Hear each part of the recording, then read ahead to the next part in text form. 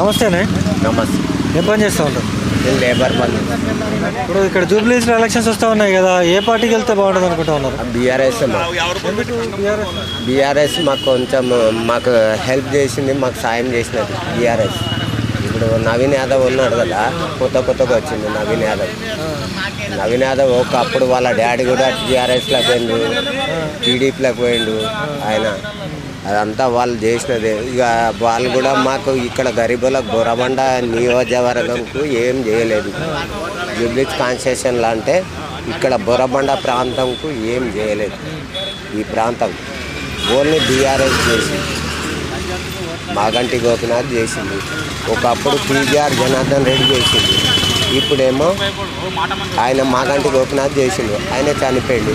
ఇప్పుడు మేము అంటే బీఆర్ఎస్కే వేస్తాం ఓటు. ఇప్పుడు మార్పు అన్నాడు కదా, మార్పు ఎట్లుంది? ఏం మార్పు లేదు, ఏం మార్పు ఏం లేదు.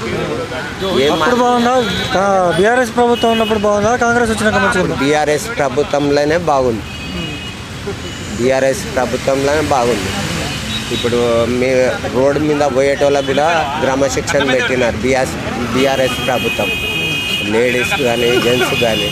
ఇప్పుడు ఏం లేదు, అద్దగోలు కాదు, దోసుకొనుడు తినుడు అంతా.